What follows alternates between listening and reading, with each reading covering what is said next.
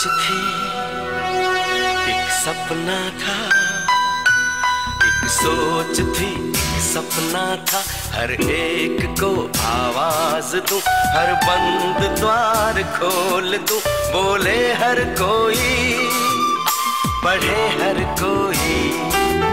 एक सोच थी, एक सपना था, बोले हर कोई, पढ़े हर कोई। हाय, आज हम बात करने वाले हैं मुकेश और अनिल अंबानी के बिजनेस स्टाइल में क्या फर्क है। वीडियो पूरा देखिएगा क्योंकि इस केस से क्या लर्निंग्स ले सकते हैं आप अपने बिजनेस के लिए, वो मैं आपको आखिर में बताने वाला हूं, तो वीडियो पूरा देखिएगा। तो शुरू से शुरू करते हैं। 2005 में जब मुकेश रिलायंस के रिफाइनरी बिजनेस और इन्फोकॉम को ग्रो कर रहे थे, तभी अनिल जो रिलायंस कैपिटल को ग्रो कर रहे थे क्योंकि वो फाइनेंस में अच्छे थे। तभी धीरू भाई की अचानक मौत हो जाती है और कोई विल भी इन प्लेस नहीं होती है। कुछ समय बाद अननोन कारण की वजह से दोनों भाइयों में बंटवारा होने की बात होती है। तो बंटवारा करती है उनकी मां कोकिला बहन, जिनको सपोर्ट करते हैं केवी कामत ऑफ आईसीआईसीआई बैंक। बंटवारे के बाद बड़े भाई को मिला रिफाइनरी, पेट्रोकेमिकल्स एंड एक्सप्लोरेशन और छोटे भाई ने लिया कैपिटल, इन्फोकॉम एंड आरएनआरएन एनर्जी। मुकेश को मिला और अनिल ने लिया।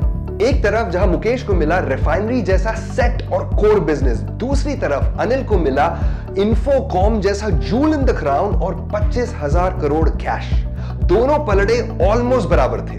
तो फिर ऐसा क्या हुआ कि 2019 में दोनों की नेटवर्थ में $41 बिलियन का गैप है?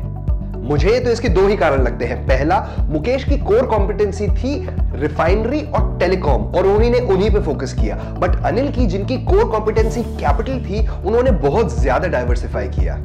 जैसे कि रिलायंस डिफेंस, गवर्नमेंट ऑफिशियल्स ने तो कई बार क्वेश्चन किया कि अनिल अंबानी की कंपनी को कितना एक्सपीरियंस है डिफेंस इक्विपमेंट मेंटेन करने का।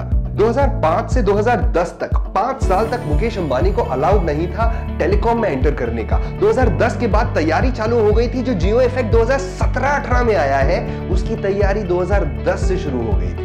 Mukesh Ambani had a 10-year vision in his mind because he said that data will be the next gold and he is a long-term player. इसीलिए उन्होंने बहुत लिमिटेड सेक्टर्स पे focus किया और long term खेला। अनिल ने फोकस किया on power, metro, entertainment, defence, even politics for 2 years।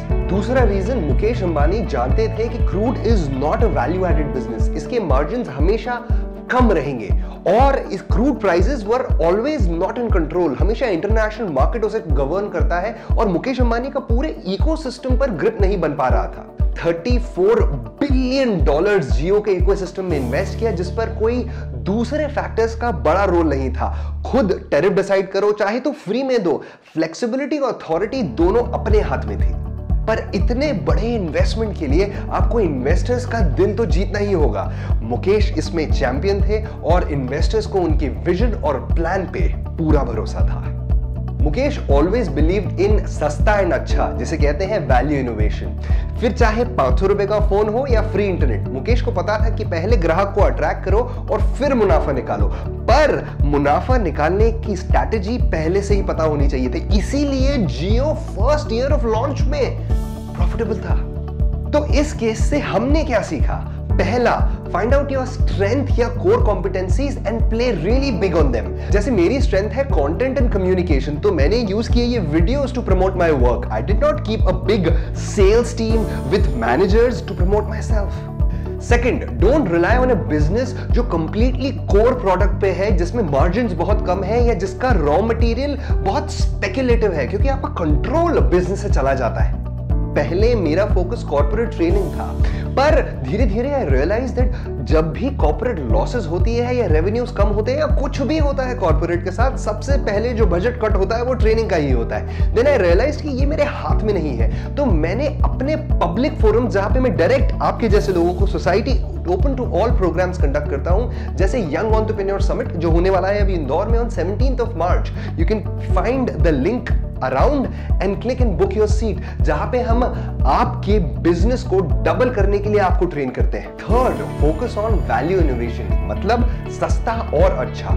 जो कंपनी सस्ता और अच्छा प्रोडक्ट बना लेगी वो मार्केट लीडर 100% बनेगी। Fourth, attracting customer is more important than anything else in the world. और उससे भी ज्यादा इंपॉर्टेंट है कि आप जब लोगों को अट्रैक्ट कर लें उसके बाद कैसे प्रॉफिट्स निकालेंगे कंपनी से, जैसे उन्होंने 1 साल में जियो से प्रॉफिट निकाले थे। हम ये डिटेल में डिस्कस करते हैं in young entrepreneur summit happening on 17th of March। खैर, मुकेश अंबानी अब तैयारी कर रहे हैं ई कॉमर्स में जाने की और भिड़ने वाले हैं वॉलमार्ट और Amazon जैसे दिग्गजों से।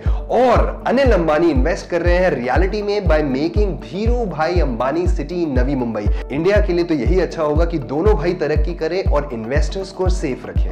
आपको वीडियो कैसा लगा कमेंट्स में जरूर बताइएगा। मैं एक एक कमेंट को पढ़ के रिप्लाई करने की कोशिश करता हूं। और अगर आप चाहते हैं कि ये रेगुलर बिजनेस ग्रोथ से रिलेटेड वीडियोस आप तक पहुंचे तो मेरे चैनल या पेज को सब्सक्राइब और लाइक जरूर करिएगा।